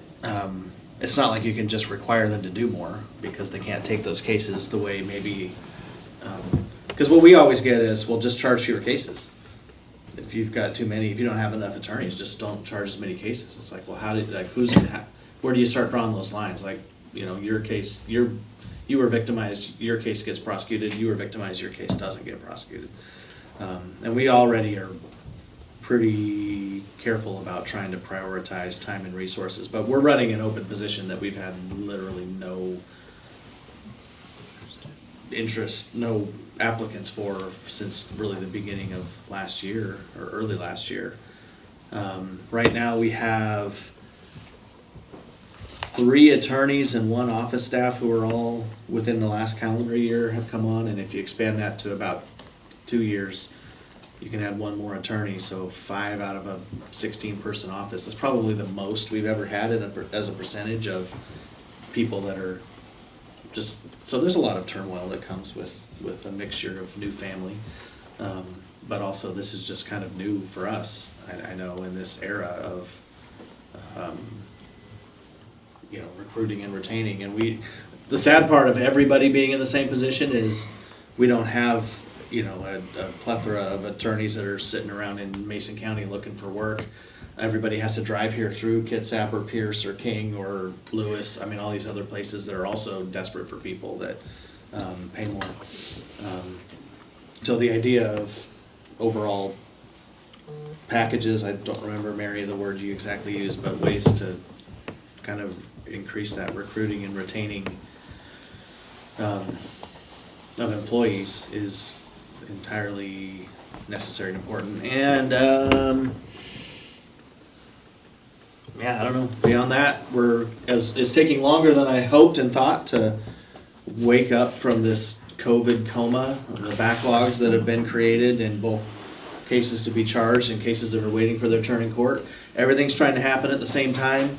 In some ways, learning how to be busy again is good. A couple weeks ago, we had 2 felony trials and a district court trial all happening at the same time, and I can't remember the last time we had that much going on. So I think everybody recognizes how important it is to just kind of press our way out of this problem that's been created by all these delays and hold off and don't do your work. So we're muddling through.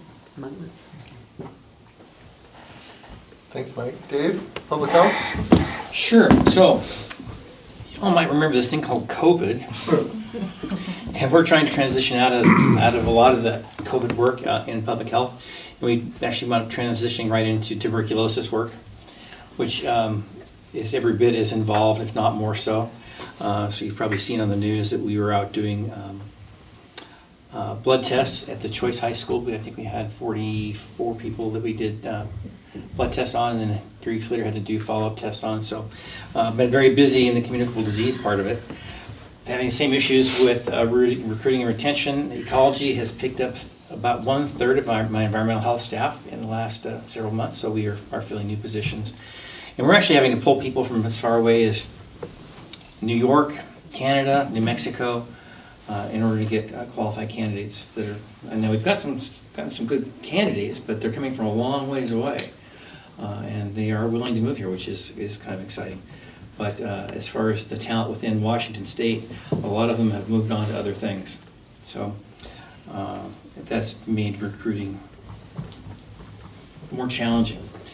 In 2022, when COVID slowed down a little bit, we did an all-staff and started working on our strategic plan. So our last strategic plan was in 2018. We started working on the current one. We did an all-staff. Spent a full day with the staff doing a SWOT assessment, which is your opportunities, threats, assessments of what's going on within our department. And they were very, very unvarnished with the opinions. And when you see the strategic plan come out, you will see all their unvarnished opinions in there. I just put them right into the strategic plan. So we looked at those things and looked at our biggest risks that we are seeing in public health and kind of across Mason County. Did our community health assessment. We went to the Board of Health last week with the draft strategic plan, had them look at it, and where we're heading really is to do a gap analysis. Some of our biggest things right now that we can fulfill with public health, and we have the funds actually to start working on some of these things in a much more detailed way, are mental health, opioids, housing, specifically homelessness, and then a little over a year ago, our WIC clinic and our family planning clinics both left Mason County, no notice. They just left. So our WIC clients have had to shop other places. You know, many of them are going to Chehalis or Olympia to get services. So we are in the process, as the 4th arm of our strategic plan is to open a WIC clinic. And we're opening a WIC clinic in conjunction with Mason Health and the YMCA. So it'll be actually located up at the YMCA. It'll be open 3 days a week. We're going to be using Mason Health's nutritionist, registered dietitian, lactation person, and then we'll be doing the WIC coordination, certification piece through our staff, so we'll be hiring for that. And it'll be, like I said, housed at the YMCA, which has been it's a very trusted partner, and they've got 2 fully operational clinic rooms up there, so it's a very nice facility, and like I said, it's very trusted by our community. So that we hope to open up in July. It's going to take a long time to get the training piece on that done. It's a very involved training piece because it's a federal program. So the state picks up the training program and will operate under a training contract until we're ready, and then we pick up a federal subcontractor status probably in June or July, and then we'll move forward as a federally qualified WIC clinic from there. Looking to service probably 500 to start. That's what we had before, but our look is to really do some major outreach through the hospital and through our community, because this gives us a chance to actually integrate very well with developmental disabilities, with children with special health care needs. We'll be able to access the hospital's clinics as well, and trade back and forth between the hospital clinics and us. So they can refer people to WIC, and we can refer people into the hospital clinical situations. It gives access to pediatrics and those sorts of things. So I think it's going to add a huge value to the community that has been missing now for over a year, and probably hasn't been done in this way probably ever. So we're looking to do some new things there. We have implemented a new program called Permidium. The Sheriff's Office uses Permidium to do their concealed carry permits. We're using it to do birth and death certificates, so people can do their birth and death certificates from home.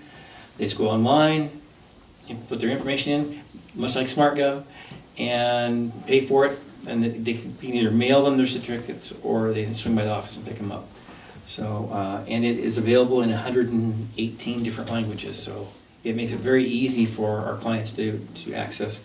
We also put the ability in the lobby so people can come in with a smartphone and just scan a QR code and do the process there on their own phone.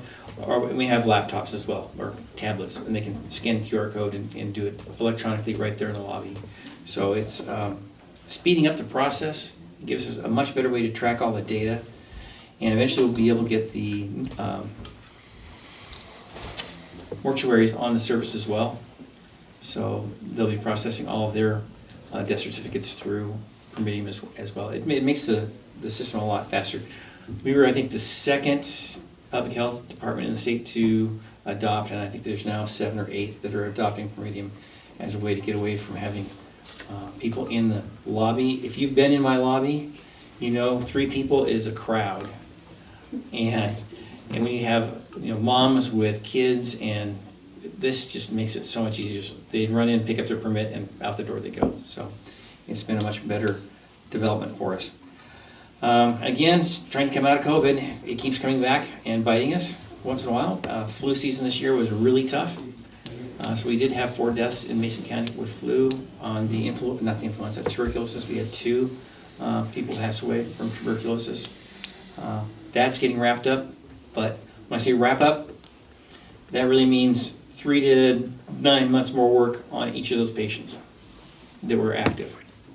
So, and then all of their contacts within the families, and we need to be doing checks on those for months to come. So, been very busy over there. Like I said, recruiting is ongoing. It seems like all the time. So that's where we are. Thank you. Public Works. What are you guys up to, Loretta? Nothing. Yeah. Just a little. I'll do a quick introduction also. Mike Collins, County Engineer, Deputy Director, and Richard Dickinson's out in the field taking care of business there, but he is our Water, Sewer, Solid Waste, Utilities Deputy Director. And we do have another aggressive work plan for 23, and 22 was same, and we were operating with about 20% less on the FTE front. So same as the rest of you around the table, challenges there. And super excited and grateful for the work to date that HR has been providing. It's there's a light at the end of the tunnel, I feel. So that's really good stuff. So on the road fund side, we have approximately a $25 million program this year, split between our construction work and our road operations work. And just some highlights of that, we have around $7 million in bridge work, Harstein, Toonerville, North Fork, Goldsboro, $4 million in some safety improvement projects, so that's guardrail, you've seen us be improving clear zone. Our sheriff's department will certainly let you know that most of our severe accidents and fatalities are folks just running off the road. So the first priority is keep them on the road, right? And so guardrail helps. If they are departing the road, then making sure that we don't have obstacles that are in the way that can make that a bad outcome. And then signing. So signing is huge. And one of the countywide signing improvements that we've got going is, you've probably seen in other jurisdictions, the posts themselves are highly reflectorized, and so improving things just to brighten up the signage.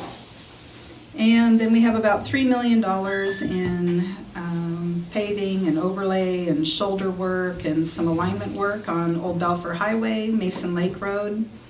Around $2 million that we will be making fish barrier improvements, and that's at Agate Loop, Lower Uncle John's, North Island Drive out on Harstein Island, and a project in Shelton Valley. And then we also have our gravel road conversions, and we will be working on Kelly Hall, Sunnyside, and Sunny Slope and wrapping those up. And we also have some intersection improvement work that we are planning in coordination with DOT. Some of that is feasibility, and some of that is dependent on some additional funding that we're hoping to garner. And then on the operations side, that's about $8 million, and that's performing pre-level, primarily preserving and protecting our existing road network.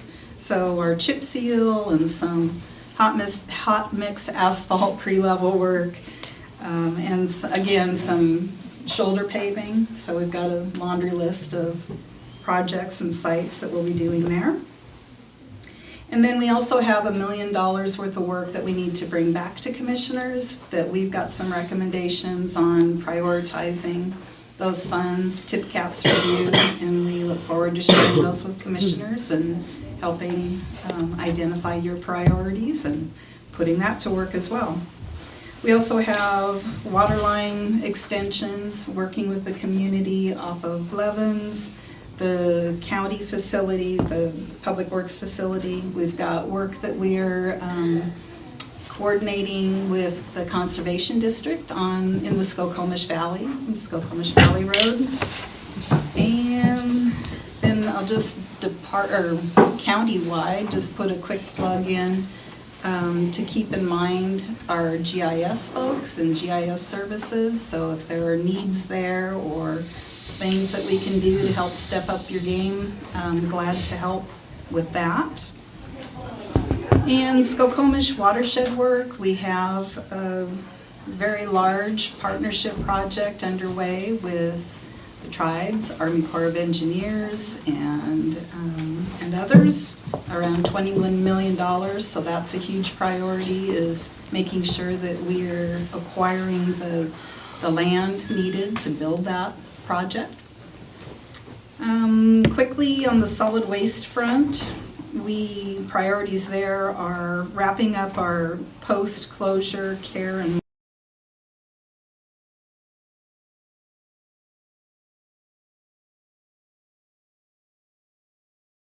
update, which is instrumental in identifying our capital facility needs for the future. We've got a haul contract that we need to look at. We have, we want to look at how we're handling our household hazardous waste, update a crop plan, all kinds of other fun things. We've got some repairs. We've made some capital purchases for some equipment, so that's all underway. And then real quickly on our water and sewer utilities, utility-wide, we've got a bunch of rate work underway right now, so we're excited to bring that forward to commissioners, present recommendations, and adopt new rates. And let's see, and revamp our utility code around the same time. And we've got deferred maintenance across the board in all of our utilities, and I'm proud to say we've made some really good headway in chipping away at that, and that's a priority to continue. And I could go into more details, but I know we need to make up time, so I'll leave it at that. And just, I guess, maybe just echo Patty's comments at the beginning that I definitely appreciate gathering everyone and regrouping, especially since we are not necessarily up in this fold here and have the opportunity to meet and visit on a more frequent basis, so definitely appreciate it. So Superior Court, what's going on over there? Hi, everybody. My friend Charles got to play the new guy card, saying he had been in his job for a month. I have half that time, so with my new hat on, the new Chief Superior Court Administrator, formerly Jim Madsen, now me, oversee juvenile probation, juvenile detention, therapeutic courts, and Superior Court Administration. Short term, Monday we'll be briefing the commission on the sort of phase 2 of reorganization in Superior Court Administration. The paperwork's actually in a day early to Mackenzie, I'm happy to say. That's really intended to make my job doable. Jim left pretty burned out, and because the breadth of this job is pretty huge, and so we're looking at bringing on some staff to help with budget and reorganizing things so that I can actually do this job. Long term, we're looking at what we're going to need space-wise when District Court is in Building 10, and what we do with that old building to make it work better for both citizens and judges and courts and all the users. So that's what I'm dealing with right now. It was great to be back after 2 weeks off of employment with the county. Leo, how about you? Steve gave me a PowerPoint to share, if that's okay. How long is it? It's short. Go for it. Dan, do you want to do a quick one while he's loading it, or? Sure.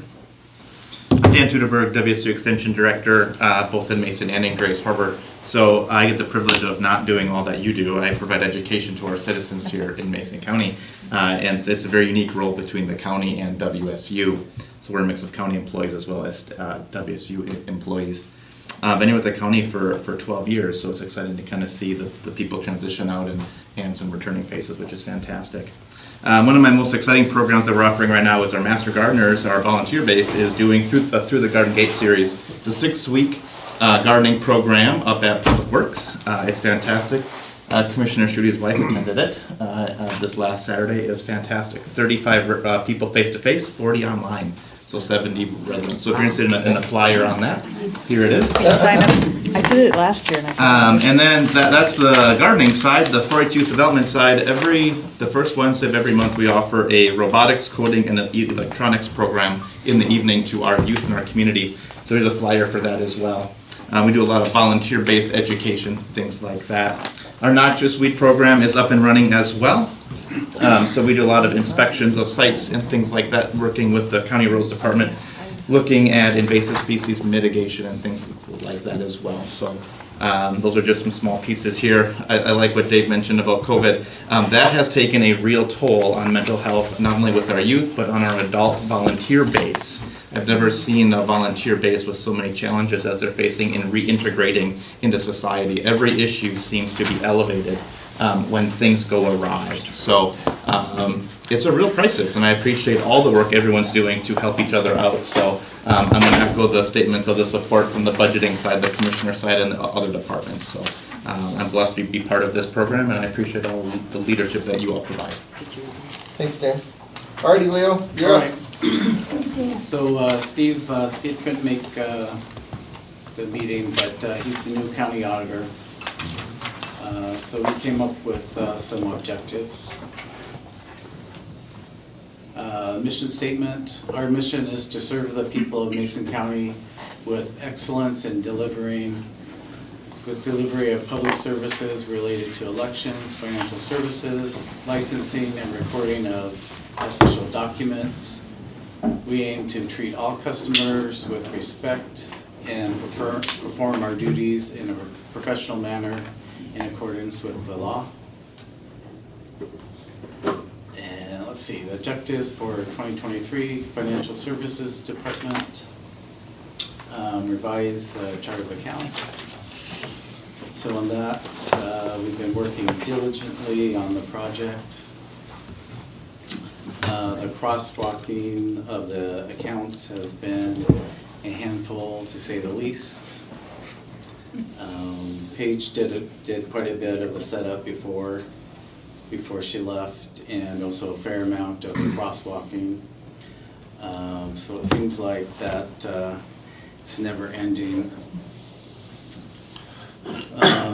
So I've dedicated a majority of my time doing that as well.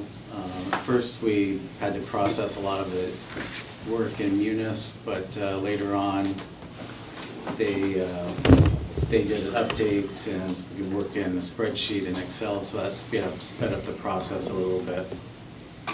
But there's still quite a bit of work to be done, but any work that I can't get done during the day, I'm going to work after hours to get it done. So hopefully we'll get everything done during this year. So that's ongoing. Also, we're working on implementing improved efficiency on the preliminary budget. We're looking at implement software tools to obtain taxpayer input to the development of the annual budget. And then for recording and licensing, Mason County history highlight. For elections department, restructure the ballot processing area for more efficient ballot processing and better accommodation of election observers, near-term solution in preparation for 2024, and increase transparency, expand election observer activity for the K&H printers and ballot drop boxes, and enhanced election data and analysis. Also looking at election department security, ballot processing area, upgraded locks, server protection, fire wireless intrusion, looking at the tabulation equipment, access and video surveillance, access to the voter system machine, and the wireless intrusion, and also install ballot Dropbox surveillance video. And that's all. So it's pretty short. Oh, thank you. Kel? You've got 2 minutes and then. I'm hungry. Yeah. We could be done. No. No, we can't. Kel Rowan with Community Development Departments. We have building planning and fire marshal, as well as our permit center. And we work closely with Dave's environmental health team, with Ian.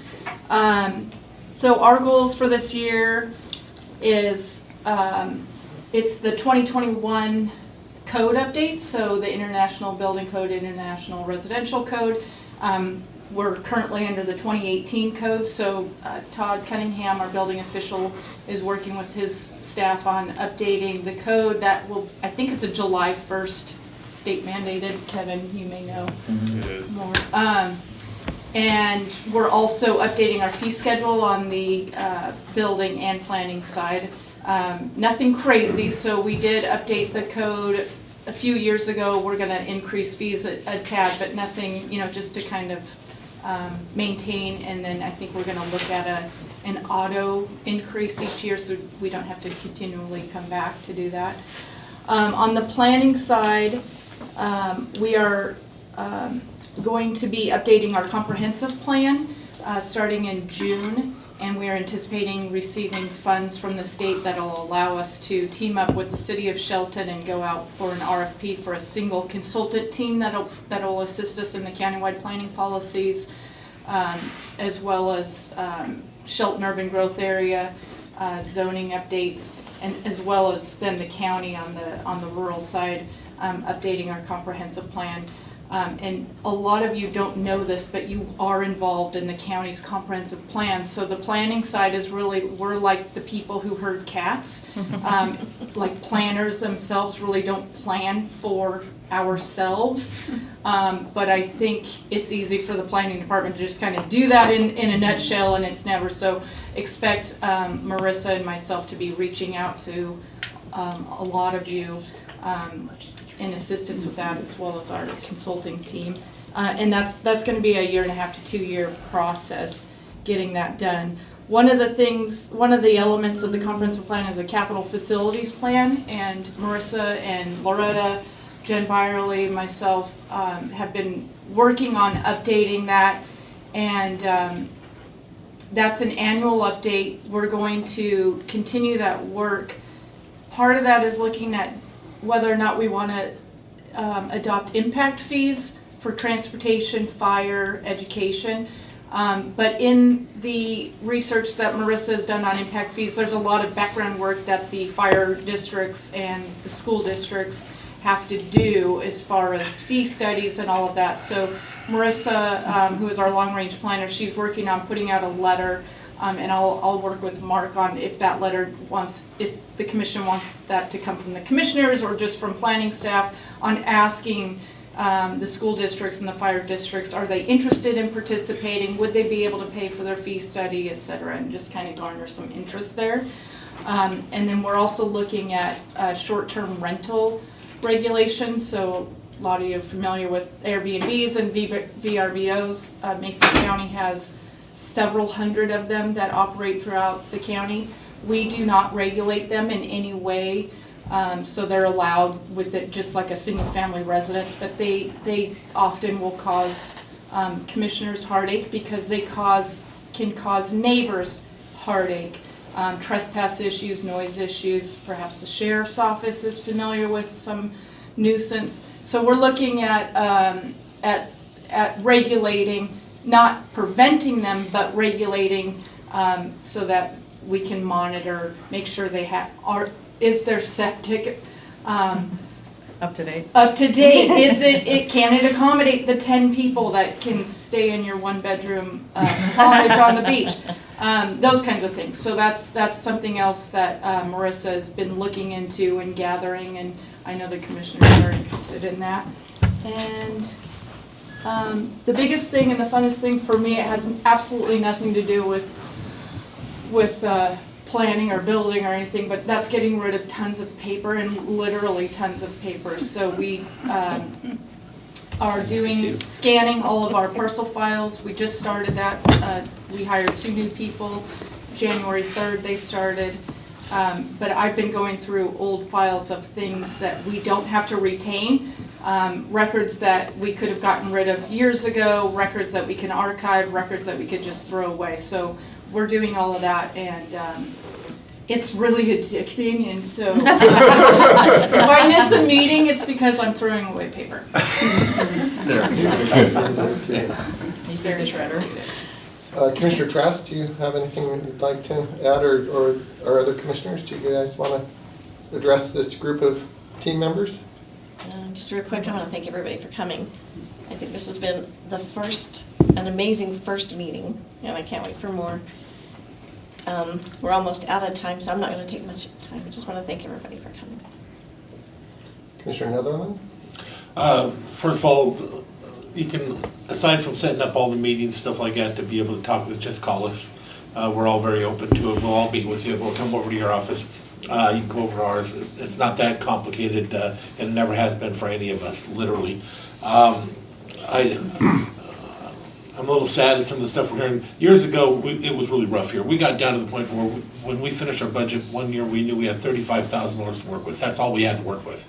And that was the year of the cuts and stuff because there was some adjustments on contracts. We're gonna do Swift and Certain. There was a lot of things that cost a lot of money, and then we had to make some adjustments that went with it. And with that went away a lot of different, things were so tight there wasn't money to work with at all. To hear that you have to meet with somebody on that tally printer breaks my heart a little bit, but I'll take responsibility for it because I was one of the ones pushing at the time to do away with all those different lines in the budget. But I hope that we as a commission can maybe get together now and talk about the idea of at least having a $10,000 auxiliary account for each elected, or if not elected, for the department that goes with it. If it goes for electeds, then there's 3 commissioners, but there's a lot of departments underneath them for training, or something like that. Something we could talk about. It'd be an impact of $90,000 if it was direct for departments for elected, or $130 other than that. But we shouldn't have to be in a position where you have to go and beg and borrow to get that. We would have passed it in our budget. I know we would have as maintenance. I know you would have. Yeah, but we just don't have a provision to do that. So maybe we can have some of those conversations and stuff like that. But it's gonna start with you just calling us and talking to us. And then there's coming up here is some talks about a type of compensation strategy to be able to hire and bring people in, the things that we need to sit down and talk about to figure out what those trainings and certifications look like so that you can get them. We can't go on where we're having the situation where those positions are empty, and we all know that. And the commission is working hard to put some stuff together, but we're gonna need you to do it because we don't know your department. You need to tell us what education you need to have a bench, what education you want to bring somebody in and pay, and that would have to be paid for. But again, I'll echo the commissioner, thank you for being here. And again, call us. Commissioner Schutte? Yeah, great to see everybody. I think the 2 themes that I want to walk away from here with are anticipate and communicate. And so, as whether you're new or well tenured and seasoned, being able to anticipate your department's needs and being able to communicate those to us, in particular staff, Jen and Mary, when we're looking at budget or HR personnel policies.